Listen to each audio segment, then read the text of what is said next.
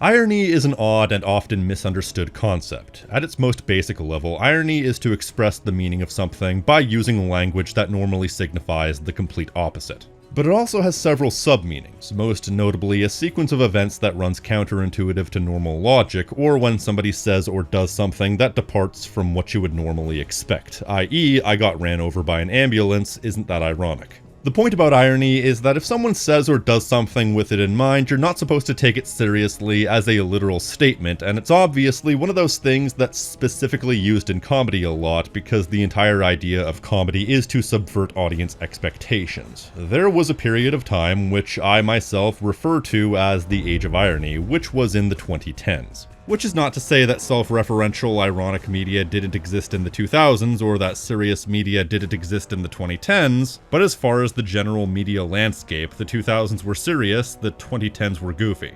One thing that I always go back to when discussing the absolute apex of the overly serious, overly grimdark overtones of the 2000s would be something like Lunatics Unleashed, a gritty reboot of the Looney Tunes. If that doesn't scream trying too hard, I don't know what does. And while this wasn't a universal thing at the time, this was a period of time when you saw a lot of dark and self-serious media of all kinds. Now, why was media so serious in the 2000s? I mean, the Western world was in a bit of a state around that time due to certain events that had transpired, so there was a lot of cultural cynicism that bled into everyday life. But sometime in the early 2010s, the entire media landscape shifted. It's when a lot of media started coming out that was specifically designed to not take itself seriously whatsoever, often poking fun at itself in a self-referential way. Not self-aware, that's a different thing. The apex of something like this would be something like Sunset Overdrive, which to me is the diametric opposite of something like Lunatics Unleashed in that it's a firestorm of self-reference and smugness that doesn't take itself seriously for a second, to the point where it's one of the most excruciating things I've ever sat through.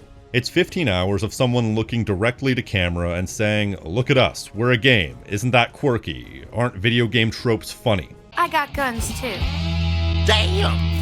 But how do I know you can use them? I'm an American. There is no middle finger big enough. And that's just one example of the truckloads of various media franchises we got at the time that were attempting that sort of tone. Even if things weren't necessarily self-referential, the general tone of media was a lot more light and goofy. Now, one could say that this was a direct response to the 2000s. Obviously, it's the cultural pendulum. Every era is an overreaction to the previous era. And that could play a part, but I don't necessarily think it's that simple. Because to me, it wasn't about the media landscape becoming lighter in tone, but the media landscape becoming lighter in tone in a very specific way. I believe the Age of Irony came about largely due to what I perceive as one major factor: timing. I didn't have regular access to the internet until I want to say 2003, 2004, so I wasn't exposed to the culture of the internet at the time, but in the many years since, I've listened to a lot of first-party accounts of the people who did. And a lot of the culture on the internet around that time was very ironic and very lol random. Things like Real Ultimate Power, Lolcat, or Weeble and Bob were some of the most pervasive memes of the early 2000s internet. And quite frankly, I feel like a lot of this had to do with the fact that before the internet became a thing that seeped into every single facet of our lives, you needed to be a bit quirky to want to be on a lot of these popular websites of the day and be part of the culture. The internet in its infancy was a place for the placeless, and so it was sort of one of the first mass meeting grounds for the quirky and the socially ostracized, where they could exist without any of the social norms or unspoken social rules that existed. These days, internet culture is still fairly goofy, but also more varied and also more unhinged, given the wider range of people that use the internet now. From my observations, a lot of the people who were socially ostracized when things were a bit more niche tended to be creative types, writers, artists, etc. So by the early 2010s, the people who grew up in the earlier days of internet culture, particularly the beginnings of Web 2.0, were now old enough to have pursued their dreams and be in positions of creative authority over large-scale creative projects. And what their creative direction sought to passively impose was the type of humor they found amusing, Whether or not this was a direct result of the media in the 2000s is up for debate, but anecdotally, I thought that popular media around the late 2000s was overly grim and overly serious, so it's possible some other people had the same mindset. But either way, the result was the same. This meant that internet-style humor was now seeping its way into the recesses of popular media of all kinds. To put it in as simple a manner as I possibly can, in the 2000s we had Teen Titans. In the 2010s we had Teen Titans Go. So the 2010s was sort of a time for modern ironic media to survive and thrive, and I wouldn't necessarily say that this was an era that really ended so much as it just evolved, and now we live in an era of nostalgia where all different types of media exists as long as it's media that's tied to something that people already know about. But one piece of proto-modern ironic media that I'm intrigued by and have been intrigued by for quite a significant chunk of time would be Eat Lead, otherwise known as Eat Lead: The Return of Matt Hazard, which is one of the more fascinating games I've ever come into contact with. My knowledge of it almost comes across as coincidental. This game was released in early 2009, but the reason I know about it was because back before its release, I happened to stumble across one of the more interesting pieces of marketing material that I've ever experienced, that being a mockumentary chronicling the fake history of the Matt Hazard character. It was a behind-the-music style story treating the fictitious Matt Hazard character as if he was real and as if the video games were things that actually happened, showing Matt Hazard's monumental rise to prominence in the early days of 8-bit gaming and how he won this fake award for the most unnecessarily violent game of 1980 whatever. Then, with the backing of some media company called Marathon Software, he starred in hit game after hit game, but then his popularity waned, bottoming out when he decided to take himself into strange new directions to try and expand his audience, which completely ruined his reputation, particularly when he decided to star in a kid-friendly racing game, after which he subsequently fell into irrelevance and depression. In fairness, this mockumentary marketing stunt was something that worked because I very vividly remember watching this. I don't even remember what channel it was on, whether it be G4 or Spike TV or whatever the f***, but I remember this. Especially because at the time I thought this was a genuine history of the series, if dramatized. I remember thinking at the time, how could I have possibly not heard of this series if it was such a big deal? But now I recognize it for what it is, a parody of various media tropes, the lives of rock stars, as well as the general progression of video game franchises as they become more and more desperate to maintain relevance. Which set the tone for the game that followed, that being the fact that this is one giant spoof. With that said, I personally never actually played the game that this was building into. In fact, I'd never seen it played, I never met anyone who played it, I'd never even seen it in a store. So of course I acquired it through completely legal means, and I decided to give it a whirl, specifically to see if it offers anything beyond what it appears to offer based on these advertising campaigns. Awkward cough. And now that I've played it, it truly is a game, for me, that encapsulates the culture of media back in the Age of Irony, as I've dubbed it, despite the fact that it largely predated that media tidal wave, and I wanted to use it to examine the culture and really explore why a lot of this type of media just doesn't work for me. It's hazard time. Yeah. Alright, so the intro basically just establishes what the documentary already established, and also includes several references to things like Doom and BioShock. Though it goes to show that Marathon is under new management, so Matt has signed a deal with this guy for a new game. And how can you not take one look at that face and not think that's a face you can trust? Surprisingly, he goes almost a full level before betraying you. You see, how they establish this within any sort of level of logic is that Matt is what amounts to a digital actor playing roles. Hence why you, as well as enemies, don't bleed, they just spew computer code when you get shot. I actually briefly thought something was wrong with my emulator when I saw that. I mean, wrong with my console. So he's not so much breaking the fourth wall, so much as he's merely aware of the fact that he's a video game character in this world. Great, an in-game tutorial. God, I hate these things. However, the shady businessman wants to permanently kill off Matt in favor of his own personal action hero, Sting Sniper Scope, who couldn't be a more transparent Arnold Schwarzenegger ripoff if they tried. Your words are puny, like you. You are the past, Matt Hazard. I am the future, and your present ends now. Now, why is the CEO, Wally, so keen to kill off Matt? Well, as it turns out, Matt signed a lifetime contract with the company. So the only way for the new CEO to get rid of him is to kill him off. Now, I guess the question is, at this point, why would the CEO want to do this? Well, this to me is where the game gets even more insanely obnoxious than it already was, and trust me, that's no easy feat. So the CEO was a hardcore gamer growing up, off to a flying start. His dad owned an arcade chain, and he was able to play every new game before everyone else, and he beat every game he played except for the Matt Hazard games. So hold up. He was able to play and beat every single arcade game except for this one franchise? Then how in the blue hell was anybody else supposed to beat those games? Unless it had a specifically designated Wally function. Well anyways, because of this, he held a grudge against Matt for his entire childhood into his adulthood, and as such, he wants to destroy Matt Hazard by putting him into a series of levels designed to permanently kill him. However, Matt gets help from a person inside the company who calls themselves QA to help him survive. So the biggest issue I encounter when talking about a game like this is such: how many levels deep does the irony hole go? Like, for example, the corrupt CEO who wants to kill the main character, is that played entirely straight, or is that a spoof on corrupt CEOs who are destroying the industry? And do you have any idea how much that pisses me off? And what about Matt himself? He has an almost aggressively generic design and personality as far as game characters go. So is that a deliberate design choice to make fun of generic action heroes, or is he just a straight up generic action hero? Well, that doesn't matter. Dexter and I were partners for years. I won't let him take the fall because some lunatic is trying to kill me.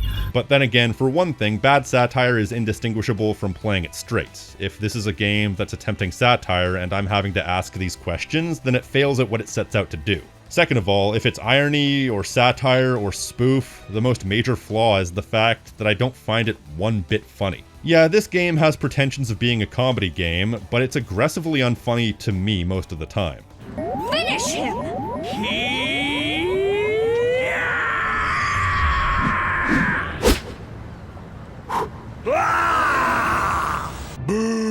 There were a few parts that I found mildly amusing, but not once in the entire game did I actually so much as chuckle. Your worst nightmare! Except in the daytime when you are not asleep. Oh yeah? Well, you better... What? A lot of the humor is basement-level comedy based entirely around making fun of gaming cliches, like how when you're being railroaded into doing one particular thing instead of doing what might be a more obvious course of action, the game will point it out and then not do anything about it. One part I committed to memory was in one of the early levels where you have to use a sniper rifle to protect a wizard from security guards. It's a lot less awesome than it sounds. Matt quips about, what's stopping him from just taking the sniper rifle with him? And I would agree with that. Hey, how come I can't just pick up this sniper rifle and run around with it? That would have been a lot more convenient. Putting a lampshade on stuff like that is not clever because I find myself agreeing with him. See, that's my first issue with media in this style. It's often just making fun of the most obvious things and saying the most obvious things, attempting to be satirical without actually being clever enough to make any actual jokes or take anything to its logical conclusion. As a matter of fact, if this situation is presenting itself as a spoof, I'm honestly wondering why we're not doing things way cooler than what we're doing. Why we're just doing the same thing you do in many other games. We're just going through industrial environments, warehouses, more industrial environments, shipping yards, and then some claustrophobic residential areas. One of the essences of being a spoof is being able to go completely over the top with impunity. You can wax poetic about doing all these tropes and cliches ironically, but if you're not doing anything to actually subvert the tropes you're claiming to make fun of, it comes across as no different than standard fare. Which is the second major issue I have with a lot of media like this. Not committing to the bit. It doesn't really work if you're making fun of something and then just doing the thing. You can't make fun of cover mechanics and then just have cover mechanics, because then you're not being ironic, you're making fun of yourself and then pointing out to the audience that, yeah, this whole thing is lazy and lame. Pointing out flaws or weaknesses within the work doesn't make them not flaws. It's like acknowledging that you're an alcoholic while halfway through a bottle of tequila. Acknowledging the issue doesn't fix the issue, it just makes me wonder why you're not fixing the issue. You know what my favorite spoof games are? Saints Row 2, 3, and 4. I'm not sure if 2 qualifies as a spoof game so much as it's just quirky, but 3 and 4 definitely are, and they're really good for various reasons. First of all, they have a story to tell in their own right. Second of all, they are unambiguously over the top enough to count as spoof. And third of all, they are able to make fun of a lot of video game tropes and quirks without ever having to break the fourth wall. Meaning they had to put a lot of effort into making their games funny, and they absolutely are. Meanwhile, this is just lame. One of the subplots that runs throughout much of the game after it's revealed what the CEO's intentions are is about how they're trying to bring various characters from various games that Matt has fought in an attempt to try and wear him down. Well, why would they bother hacking into Stagecoach Bandit when the place is already crawling with modern enemies? That's a good question. So you get a Halo spoof with a bunch of Space Marines, a Wolfenstein-style spoof with a bunch of Nazis, some cowboys, zombies, because apparently even in 2009 they weren't overdone to death yet. That was sarcasm, by the way. And even these guys from a non-violent shooter referenced in the intro. The place went downhill faster than you can say non-violent water gun-based third-person shooter. Don't ask. Which is funny because they obviously made that joke to try and illustrate how dumb of an idea that would have been in order to juxtapose with the enemies actually being able to do heavy damage later on. And yet, a non-violent water gun-based third-person shooter, isn't that just Splatoon? It's funny how something like that was subject to mockery back then because the industry had just decided on its own volition that you can't be successful without something exploding every 5 seconds. Then half a decade later, they were proven wrong. It's kinda like how they have an entire boss fight which is a spoof of JRPGs, and they even make a crack about who would want to read that much text. A lot of people, as it turns out. What the hell is that supposed to mean? My god, I have never understood why you guys do that. How much time do players waste in their lifetimes clicking past stupid ellipses? Turns out the traditional JRPG audience never went anywhere. The industry just decided for a few years that traditional JRPGs were out of fashion for no reason. But anyway, they bring all these characters that were obviously referencing other franchises. If you ask me, it almost feels like they established the point about bringing characters from other games just so they have an excuse not to give this game a consistent tone or presentation. Cowboys in the middle of a nightclub, wizards in the middle of an industrial area, 2D characters in anything but a 2D game, who cares? It's a spoof. And yet, this is a germ of an idea that could have made the game great if they just committed to it, like I said. Why aren't we flying a nuclear missile through the Zargon Nebula and shooting radioactive custard out of a mechanical lizard named Steve? You had the potential to make this game anything you wanted and have it fit tonally, and yet all they did was make the most basic, standard, lazy, uncreative crap. But then you have my third major issue with media like this, thinking that the mere existence of something that references something else is a joke in itself. Like how they make it a point to make a buddy duo between Matt and Dexter, which is apparently supposed to be a reference to Jak and Daxter, but like, that's barely even a reference. Or then they have this one character who's obviously a parody of Mario, but they don't do anything with it. He's just there, and then he jumps down a green pipe at one point. That's not a parody, that's just what Mario does. Where's the joke? Well, I suppose they expect you to laugh at the mere idea of a Mario-style character being in a game like this, but in reality, that's not a joke, which is the fourth thing I don't like about games like this. What they think is clever is actually very lazy.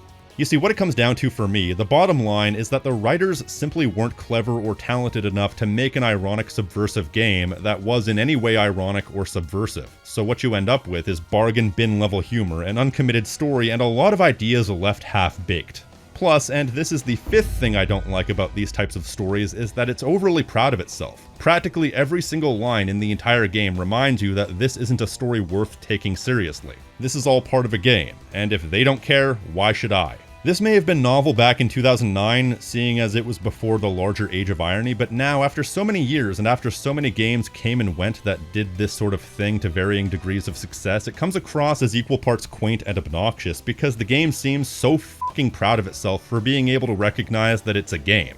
First, they're gonna kill you. Then, they've all got parts in a new game, starring yours truly. It exists with a completely unearned sense of smug superiority while not doing anything different. It wouldn't be so bad if they actually did something exciting with the gameplay as well, except in that case, it's about as bog standard as it gets. Like I said, being a straight-faced third-person shooter and then pointing to camera and laughing every now and again does not make an incredibly standard action game more palatable. Because the gameplay here is incredibly generic. You could probably play a dozen games that play exactly like it that came out in 2009 alone, and most of them would probably play better as well. It's a linear third-person shooter with cover mechanics, 2 weapon slots, and regenerating health. Once again, given the entire spoofy nature of the experience, you gotta question whether or not this game was made generic on purpose, or if they would at least try and hide behind that retroactively in order to deflect criticism. To which I would say, if you made the game bad or at least mediocre on purpose in order to make a statement, then I want to slap you upside the tits. I have seen this attempted deflection before, and this is probably the 6th thing I don't like about media like this. Trying to hide behind the banner of spoof in order to deflect criticism, because ultimately to me, a subpar experience is a subpar experience regardless of what the intention was. This game is one of the most incredibly mind-numbingly okay games I've ever played, to the point that its mediocrity becomes a flaw in itself. There's no other major part of the gameplay. You just move through linear environments, shooting everything in front of you that moves either by taking cover constantly or by being out in the open if you have a death wish. All this while occasionally Matt quips about something or repeats one of his 4 or 5 lines that he's programmed to say every now and again during combat. And I wouldn't even necessarily say it's a good game as far as the shooting mechanics. Like, it's almost impossible to shoot a character while they're in motion, and I almost feel like it's a case where you have to aim where they're going to be and not where they are, and call me old-fashioned, but I don't believe a bullet should respect whether or not someone's moving out of the way. If my reticle is on top of you and I pull the trigger, I feel like that should be that. I mean, there are instances where enemies will jitter about because their AI isn't very good, so in that instance it makes sense why I can't hit them, but then again it makes you question why the AI is so bad that they're jittering around like this. Yeah, I'm sure they made the AI bad in order to play up the fact that this was a video game. It's 4D chess, you see. Yet, when you find decent cover, very few enemies will actually try and run up to try and take you out close range style. It's usually just a pop-up shooting gallery after that, so that when enemies are sitting still, they're almost embarrassingly easy to shoot. Because the aiming reticle is 100% accurate, and it's pretty big. Not only that, but when you're aiming at someone free aim style, your aim will not change 1 iota if you go into shooting mode, which means that if you hover over someone's head, then zoom in for a more accurate shot, it will stay on the head every single time.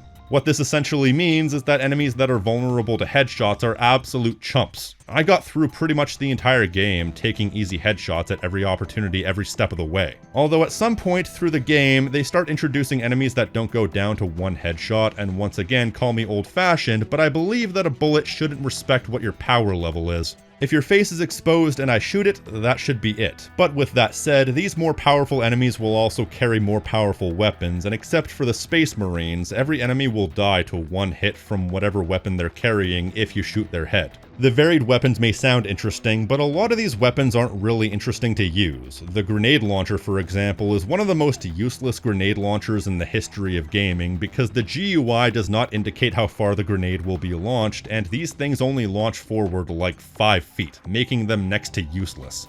At least the standard guns have a halfway decent kick to them, but once you're being forced to use water guns to take out these more elite enemies, whatever appeal the shooting has exits the game because it feels like, well, it feels like you're shooting a water pistol at people. And really, the weapons don't get that creative pretty much until the end of the game when they introduce the plasma weapons, particularly the plasma rifle that can be charged up and will cause an explosion, which is almost vital to some of the later levels, but even that's not a one-hit kill for most powerful enemies. But it is at least something that's mildly creative, and I guess there's another mildly creative element to the combat wherein after a certain point the game will give you what's called code packets to pick up, and you pretty much get them a full level before you're able to do anything with them, for some reason. But after a certain point, you can either use them to give yourself a fire upgrade or an ice upgrade. Whoa, save some creativity for the rest of us. It does exactly what you think it would. With the ice power-up, you'll freeze enemies you shoot, leaving them open, and with fire, enemies you shoot will be lit on fire doing slow but consistent damage for a couple seconds. Problem is, I barely use these because once again, a headshot is easy and it's an instant kill for most enemies. The upgrades don't make headshots any more or less easy. So they just kind of exist in my case, so really you can just stick to your regular attacks. And the funny thing is, this is one of those games that has absolutely nothing else to offer other than its shooting gameplay. I feel like the game had pretensions early on of non-linearity because there was all of one section in the entire game with a little off the beaten path area where you can find a magnum, but I don't think I saw another one of those off the beaten path areas for the rest of the game. After that, it's pure linearity. And I don't know, there are little things in the environment, like explosives, that you can use to your advantage, but that's so standard as to not even be worth mentioning. Same with the melee combat, except the melee combat is about as haphazard as it gets. It's about as haphazard as it gets. Screw that. You just run up to someone and mash the X or square button. This would be fine except for a couple issues. Running up to enemies instead of shooting them might result in you getting capped in the face. Also, there's potential for other enemies around you to interrupt you and cap you in the face. You may question that fact given that it should be fairly easy to nail an enemy if you're close enough. That would be a good point except for one issue. When it comes to third-person shooters with regenerating health, you want to be able to take a decent amount of damage, but you also want the regenerating health to take a second. That way, if you make a mistake, you won't die instantly, but it's also not overly easy. On that note, Matt Hazard has a level of horrible health balancing I haven't seen since Devil's Third. Surprisingly, a much better game because it actually takes itself a bit more seriously. You can take like 2 bullets at any given time, but you also heal almost instantly, so the entire game is based around playing absolutely perfectly. Because if you find yourself exiting cover even a second too early, you will be destroyed. Matter of fact, a lot of weapons are instant kills, like the shotgun at relatively close range, which I guess makes sense, but it's frustrating when I exit cover just a little bit too early and I'm trying to scramble to get myself back into cover only to get shot in the butt by a bunch of enemies I was completely unprepared for. It's even worse when you have to deal with things like sniper bullets, which kill you in one hit. This one section forces you into a situation where you have to go from cover to cover with absolutely perfect timing. If you're half a second off, you're dead. Then there are situations like with these gynoids which force you out of cover because you need to stun them, and then to finish them off you have to run up to them and melee them to death. Or how about situations that don't rely on your health whatsoever? Like the aforementioned sniper section where you have to protect a wizard. His health drains so fast you need to have an absolutely perfect run to be able to protect him. There are so many bullshit difficulty spikes in the game. I'm sure there's an element of get good, but the problem is there's no way to get good at preemptively predicting where enemies are going to spawn and acting accordingly, especially when you think you're in a safe space and they spawn behind you. This entire game bases itself around trial and error, and in fairness, this is partially my fault because I did in fact play on the middle difficulty because this game was made in 2009, so I expected it to be easy as hell like most games at the time. But even still, a well-balanced experience allows you to get out of cover for a second without being destroyed. This is just ridiculous. And it's the type of thing that lowers this game from being painfully mediocre to just being painful in a lot of cases. The difficulty fluctuates like absolute crazy. One of the more frustrating fluctuations in difficulty would be some of the bosses, which are at times fought via these incredibly long, incredibly drawn out QuickTime event sequences, which are about as easy as it gets.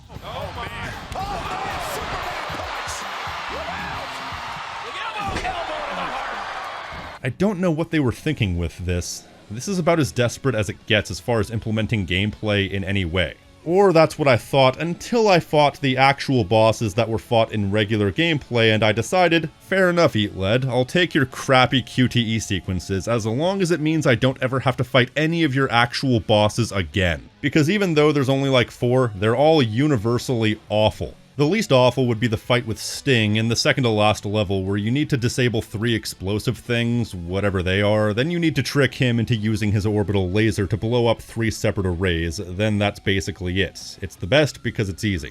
The spoof JRPG boss fight might have fared better if it was less obnoxious because it is kind of a cute little bit of subversion. Probably the best, hey, we're a game, isn't that quirky joke in the entire game. I mean, it's not funny, but it is kind of cute. Unfortunately, this boss fight is drawn out, and he can also heal himself. You can stop him from healing himself by shooting the little health icons. The problem is they're really small and hard to hit, especially because of the aforementioned hard-to-hit moving targets thing this game has going for it, but it's at least kind of cute. Unlike the Russian boss, which has several stages, but they're each based around a guy with a grenade launcher and a bunch of enemies spawning near you. The issue here is, if you stay in cover, you'll get blown to smithereens by the grenade launcher, and if you get out of cover, the generic enemies can rip you apart, so it's a catch-22. Or there's the final boss, where you have to fight endless waves of people with very limited ammo. And also, between waves of enemies, you have to contend with CEO Wally, who has a weapon that can insta-kill you, while you have to go out and press a couple of switches. So if you're not in cover, there's no way to avoid his attack. Anything that can insta-kill you and send you back to the checkpoint is never not frustrating. But if it's insta-kill you want, it's insta-kill you'll get with the Kraken boss fight. This is one time in the game where they actually get a bit wacky, and it makes me want to do things that will get this video demonetized. Stage 2 and 3 aren't abysmal, but Stage 1 is one of the worst things I've ever experienced in a game. you need to take out 8 tentacles, but if one of them hits you, instant death. And guess what? At first, there's no indication of which tentacle is gonna swing when. So it's a guessing game. I died and died and died over and over again.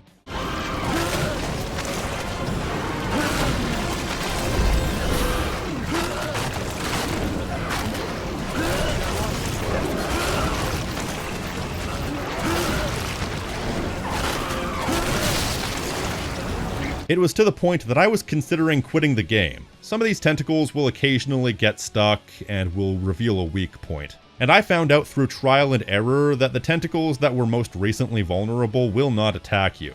So anytime one of them reveals its weak point, you have to simultaneously shoot it and get into that particular position. And eventually, one by one, the tentacles will disappear. Meaning that this part gets easier as it goes along, but getting through and figuring out what to do in that first section, my god, it's one of the most frustrating sections in any game I've ever experienced. Meanwhile, section 2, you just need to shoot the smaller tentacles to make bigger tentacles show up, and then you shoot the bigger tentacles before they drop mines on you. And section 3 is just shooting the tentacles generically. Yeah, if ever there was a reason for me to never play this game ever again, other than the fact that it's completely boring, this would be it. After that boss fight, I played the rest of the game with a scowl on my face, and yet there were still 3 interminably padded levels to go. I just wanted the game to end, and I was playing it for naught but spite by that point. And while each of the individual levels already go on for too long, these last 3 levels go on for what feels like forever. I mean, it never got back to being that hard, but it was still very difficult and still very trial and error-y. So I managed to make my way through just as well as I was before, except with a growing sense of dread every time I got out of cover for a second and got shotgunned in the face, or didn't see an enemy spawning behind me and got shotgunned in the back. Incidentally, sometimes when I'm really bored while playing a game, I'll put on some music. This time I decided to put on my mix on YouTube, and the funniest thing happened. While I was feeling a sense of dread and frustration from the game going on too long, a little song called Whatever by Our Lady Peace played on my playlist. I have to admit, it felt kind of fitting given my mindset towards the game at the time. If you don't know what I'm talking about, revel in your ignorance, you don't want to know. I mean, it kind of came alive a bit towards the end of the game when they started introducing the enemies that are ostensibly player characters. Oh, for the love of... Hey, guys, I forgot how to pick up stuff. Guys? But by that point, I was so far past done with the game that I was taking every opportunity to skip combat if I had the option. There are a few pickups you can grab which will briefly enhance you, either giving you double damage in one case or making you fully immune to damage for 30 seconds in cases like this, and I'm not even kidding when I say at one point I grabbed that 30-second immunity and I booked it for the next point of no return as fast as I could. Sometimes it's a game that forces you to kill every enemy before moving on, but sometimes you just need to run to the checkpoint, which normally would be impossible based on how quickly you die, but in this case, they were practically asking me to do it. And finally, mercifully, I got to the end and fought the aforementioned frustrating final boss, and predictably found that the sexy lady avatar that had been helping me was actually the avatar for this guy. I mean, I can relate. If we can pick our avatars, I'd rather be an attractive lady because, you know, I'd rather look at that. It turns out that this guy was the lead programmer on a lot of classic Matt Hazard games, and it also turns out that our little adventure had caused Wally to go off the deep end, and he's being dragged out of the office kicking and screaming. And through a legal loophole that probably doesn't hold up to scrutiny, this guy is now the owner of the company, and now we're looking at a real comeback. The end. And a sequel hook for a sequel that never came unless you count Matt Hazard Bloodbath and Beyond, which I haven't played, but by all indications it almost looks like a fake game. You know, after all these years finally picking this game up and giving it a try, well, hate is a strong word, but I hate this game. The Return of Matt Hazard is one of the most obnoxious games I've yet played, to the point where it's really just a beacon of a lot of things I really don't like, condensed into one package. Never have I played a game that is so unfathomably, interminably smug and self-aggrandizing for not being like those other mediocre games, while being possibly the most mediocre of them all. In fairness, it does kind of justify all its fourth wall breaks and its self-referential humor in-universe, but that doesn't make it come across as any less painfully obvious and unclever in its attempts to try and satirize games and gaming culture. Plus, let's not pretend they didn't deliberately structure the game this way so that they could make these types of jokes and meta-commentary. You don't have to worry about that guy. He's not finished. They've been working on him forever. You're not funny and nobody likes you. It's so bad in so many ways, and the best thing I can say about it is that it's playable, and yet in a weird way I'm still fascinated by this game. The reason I find it fascinating is that it came out a bit too early for its own good. 2009 may have been roughly on the cusp of when this sort of thing would have been more accepted, but media at the time was still too self-serious. And as a result, it didn't really reach the mass appeal it might have been able to if it were to have come out between 2011 and 2013. I feel like the media landscape by that point would have shifted enough to where this sort of spoof game was a lot more accepted and had a lot more wider audience. But I just don't think that audiences in 2009 really got the joke or found this sort of thing appealing just yet. But let me be clear, I don't like this sort of thing because in a lot of cases I really don't like self-referential humor. Even quality self-reference like Deadpool movies only really work once for me, but once you know the joke it ceases being funny because you can't subvert someone's expectations twice. Hence why these days the aspects of the Deadpool movies I find more compelling are the jokes that don't rely on breaking the fourth wall. I mean, Deadpool and Wolverine's a great movie, but I can't recall laughing at a single moment of breaking the fourth wall. Meanwhile, I can remember several times laughing my ass off at the general banter between Deadpool and Wolverine. Maybe this is just me, but I'm just tired of self-reference in media, because I find it lazy and overdone. But then again, that does come from the fact that it is overdone, and therefore if this was done sparingly, say if this was the first or second thing I played or watched that had this sort of presentation, maybe I would have been a lot more forgiving, so maybe the novelty of it back in 2009 appealed to some people, but I feel like it's the type of thing that's aged out of its own joke because of how mind-numbingly repetitive the joke is, both in-game as well as in the larger context of media. But it makes you wonder, if this game didn't predate the Age of Irony as I dubbed it, how would it have affected the sales and performance? Was it too lame to ever be anything more than what it was, or could social media and internet hipsters have helped it rise above to become a larger franchise like the developers clearly wanted? I guess there's no way to know. I am impressed by the fact that this game managed to do what a lot of media was going to do, and managed to do it largely before a lot of that, but ultimately I will admit I'm just not a fan of this sort of thing. So maybe this is all down to my personal preference. Like I said, I like satire, I like humor, I like comedy, but as with most things praised for being self-referential and ironic, my mentality is you can do it well, but you have to put in a lot of effort to make it come across correctly. And that's a major flaw of a lot of media, most definitely including Eat Lead or The Return of Matt Hazard. It's just lazy. That's all I've got. If you like this video and want to support the channel, you can leave a like, comment telling me what you think, subscribe, and hit the notification icon so you're always up to date on what I'm doing. And if you want to support the channel in a more direct fashion, you can pledge to my Patreon for unique perks and rewards such as early access, Discord benefits, and exclusive content, along with these fine folks right here.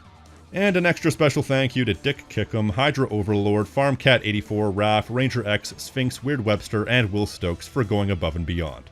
I've been the King of Snark Style right here on Tactical Bacon Productions, and I will see you next time. Stay crispy, my friends.